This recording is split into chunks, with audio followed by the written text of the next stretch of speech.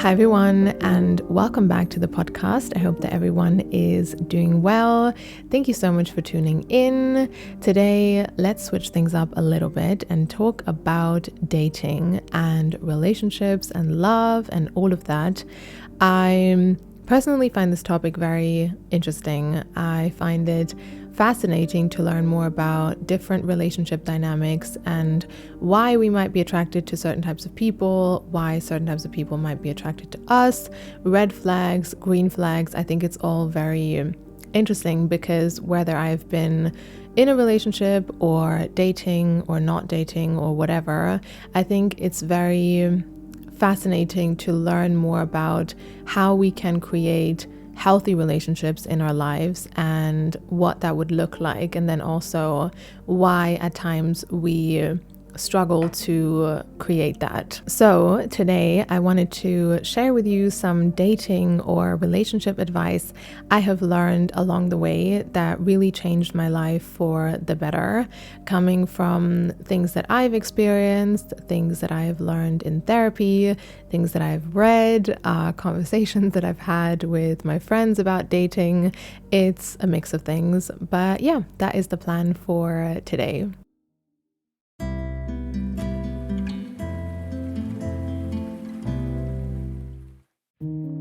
Part 1, what is attraction? So for a big part of my life, I didn't really understand or ever really think about attraction and why I was attracted to certain types of people.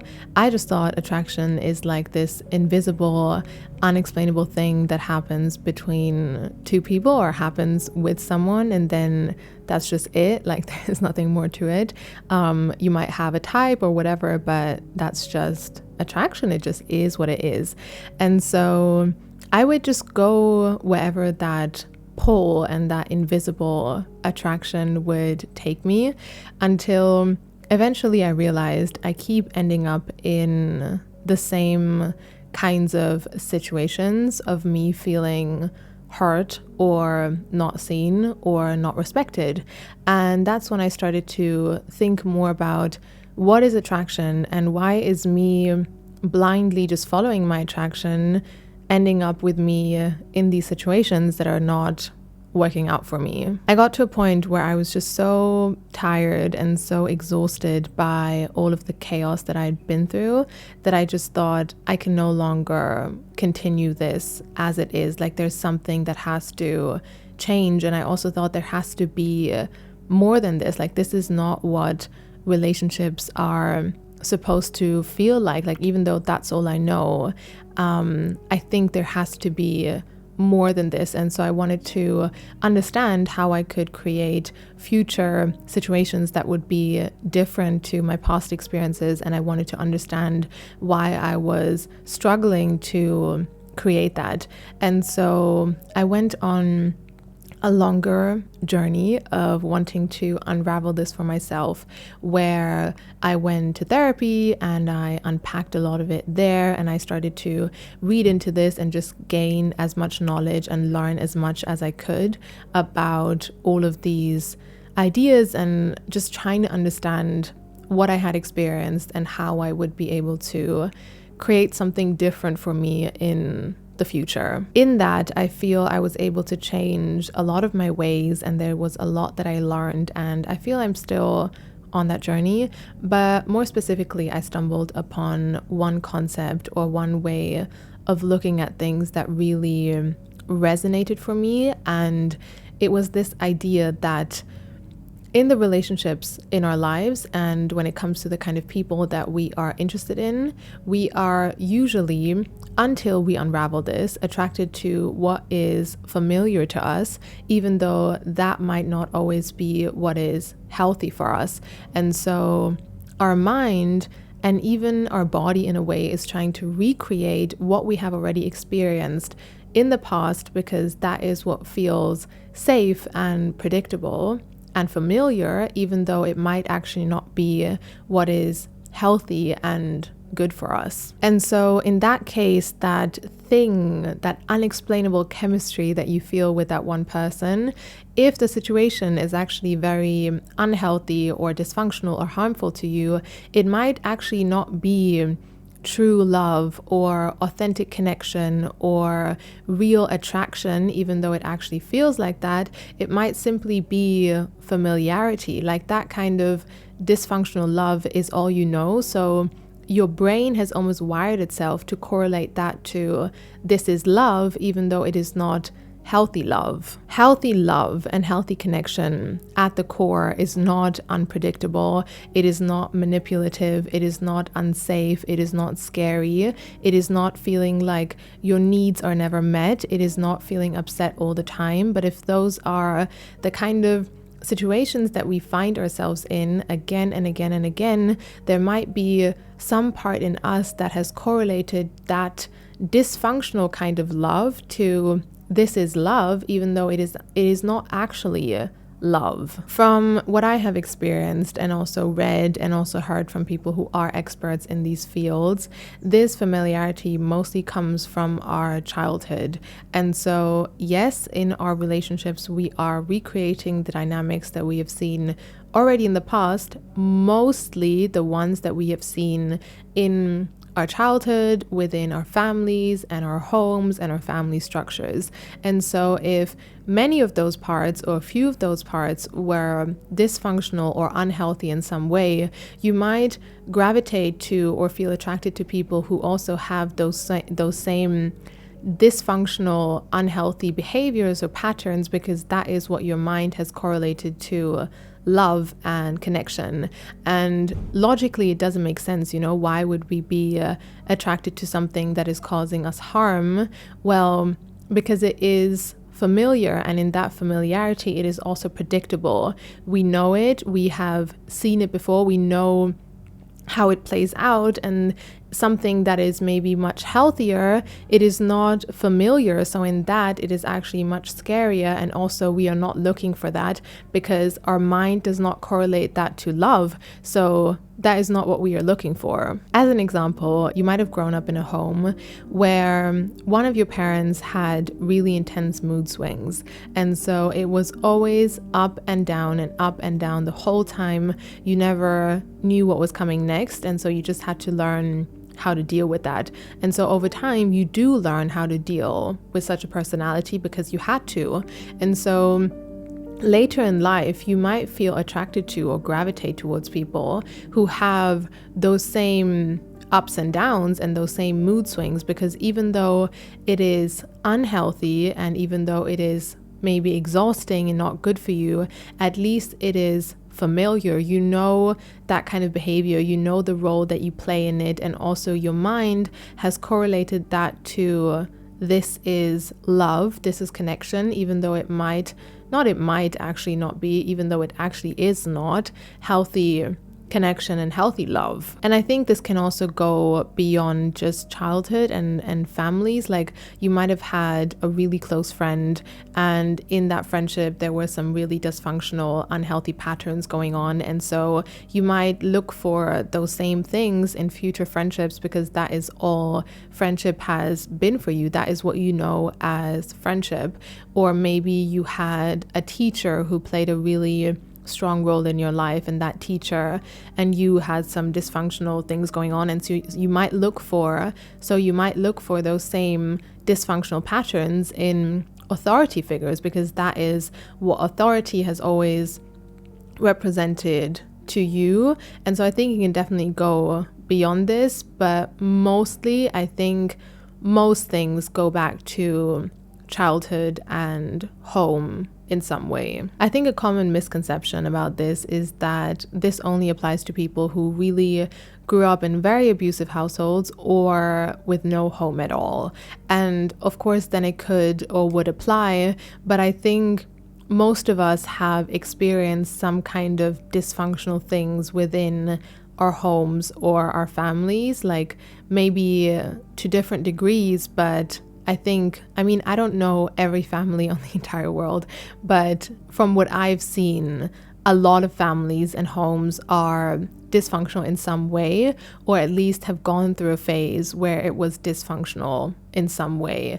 And so I think that's just normal and natural and not something to be embarrassed about, because we all, I think, as a world are still trying to learn and understand what it even means to have, healthy connections with people and healthy love, because it all kind of comes down from generation to generation, and our parents learn from their parents. And I feel these conversations are even just starting slowly now. Like, I was talking to my mom about this, and she said, when she was raising me, this kind of information about, healthy family structures and how to be a team and not work against each other, and how childhood affects children later on, like this kind of information was not there back then. Like, I feel like we are only slowly starting to have these conversations, and so I think it is just natural for a lot of people to feel affected by this in some way, again, maybe just in different degrees. I also found evidence of that when I realized that for me, after I healed myself more, what I find attractive in people drastically changed. And so traits that I used to tolerate or maybe even gravitate to are so unattractive to me now, and I would never tolerate that again. And traits that would motivate me to try even harder and give even more of myself now just make me want to leave and turn around and never look back. And people that I think I would have in the past felt attracted to, I wouldn't even look twice at anymore, not because of their external, but because of their internal. And I think that's just what healing does to you in a good way. And that understanding for me changed more than any surface level dating advice could have ever done, because it took me to the root cause of what was going on. And then from there, everything just automatically improved, because it just completely changed what I tolerated and what my mind and my body was tolerating and feeling attracted to and whatever. And I don't think this is always an easy process, and I also don't feel I have this figured out entirely in any way, but just this understanding really made me see that we can deliberately create future experiences that are different to our past experiences once we understand and unravel what in us also tolerated and gravitated towards those past experiences, without taking away the fact that it doesn't justify what we went through, if that makes sense. Part 2, authentic connection versus projection. From what I have personally seen play out in my surroundings, let's say, I feel most dating catastrophes and dating problems and relationship issues happen because we go into things too fast. And I think at that point it is very fitting to discuss the difference between authentic connection and projection. So let's say, as an example, I go on a date with someone, and after that first date I come back and I say, oh my God, this person is so amazing. I want to be in a relationship with them. And that's where one would have to ask, why? I might feel connected to that person, but in no way do I know after one date if we would actually work well in a relationship and if that person is actually a good partner in a relationship. And so that kind of a conclusion must be based on projection and not the actual connection that I'm feeling with that person, because there is no way that I can make such a conclusion surely after one date. And I think anything that is not built on authentic connection probably is very shaky. Like, it has shaky grounds, there is no solid foundation. And I think things that I could feel after one date are things like, I really enjoyed this experience with this person. I feel this was a very fun experience. I would like to get to know this person more. Maybe this person is doing cool things in their career, and so I could say, wow, I find this person very admirable, but I cannot say yet I want to be in a relationship with this person because I don't know yet if that person is a good partner or if I would be happy in a relationship with them, because I have not experienced anything close to that scenario yet. I think when you meet someone for the first time or in the early stages of meeting, that person can seem like an amazing person and you can say, oh my God, I want to be in a relationship with this person, or oh my God, I want to be friends with this person. But I've come to see that until you actually experience a relationship with someone, you don't know if they would be a good partner regardless of how amazing they seem. And until you actually experience a friendship with someone, you don't know if they would actually be a good friend regardless of how amazing they seem, because those things come after time, and they come once we go through the ups and downs that are life and the highs and lows that are life. And I think that is really important to keep in mind, especially when it comes to the early stages of meeting people. And this is not to say that I think we should always be super pessimistic and expect the worst with people and blah, blah, blah. I think it's very natural to and nice to be excited to be with someone, or to feel happy around someone, or to want to get to know someone more, or to hope that it turns into something nice. But I think it's more about understanding and unraveling for our own self also, and for our own health and sanity, what is actually happening within that connection, within that authentic connection, and how healthy is that really, and what does that really mean, versus what am I maybe projecting into that based on my desires and what I'm looking for, and maybe the void in myself that I feel that could fill, versus what is actually factually going on. I was recently talking to a friend of mine who went through a situation, and we were saying how that story would kind of fit very well into this episode and what I'm trying to explain. So I'm gonna share her story on behalf of her and me. And so she was basically, she met this guy, and they met once, and she really liked him. And afterwards she was like, oh my God, this is everything I've ever wanted. He's so amazing. I like him so much, and I really hope this turns into something real. And so super into it. And then the coming month they went on a couple of more dates, and she was so excited, and she really had high hopes for what that would turn into.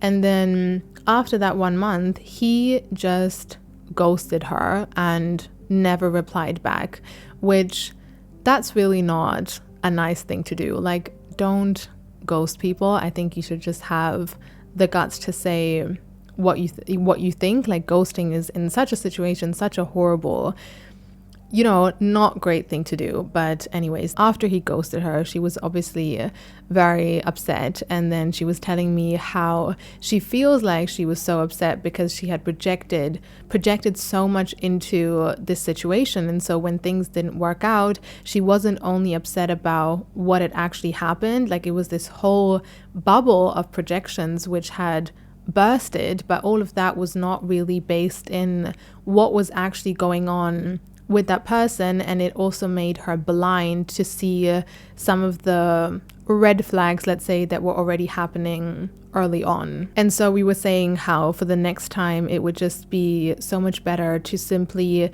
base conclusions on what is actually happening within the authentic, real connection that is happening with that person. Because then if after 1 month things don't work out, and let's say you go through that same thing again, someone ghosts you, which again, I don't think that's a nice thing to do ever, but let's say that happens, you might feel hurt by it, and it might be a hurtful experience, but it will not shatter your world entirely, because one month of knowing someone and meeting them maybe 4 or 5 times is never enough time to actually create that many expectations on that person, because you don't actually even know that person yet. Of course, it's not going to eliminate the possibility for things to not work out or to feel hurt in every way. Like, that's not possible, because of course it is natural to feel hurt and disappointed in such a situation. I would feel disappointed in such a situation,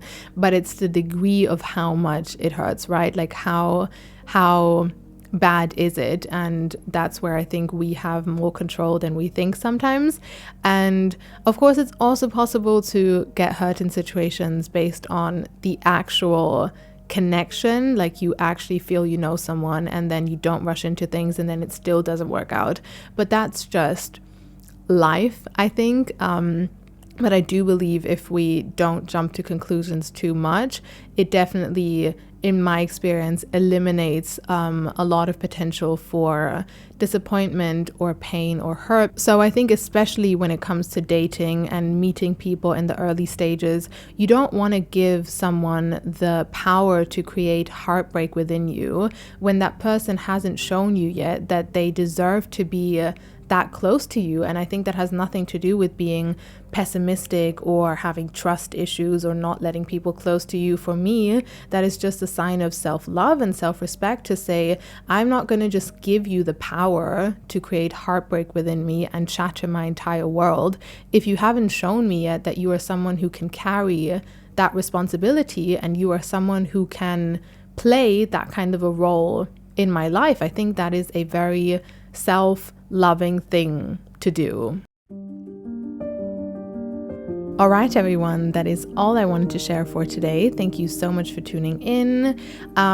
Do let me know if you would like to have a second part to this, a second episode about dating and relationships and all of that, because I asked on my Instagram if any of you have any questions or suggestions regarding what we should talk about in this episode. And a lot of you actually sent in some really interesting and good questions about dating and relationships, and so I thought we could do a second part where I just go through those questions and we talk about those topics. So yeah, let me know if you would enjoy that. And yeah, that is all from my side. Thank you so much, and I'm looking forward to connecting with you in my next episode.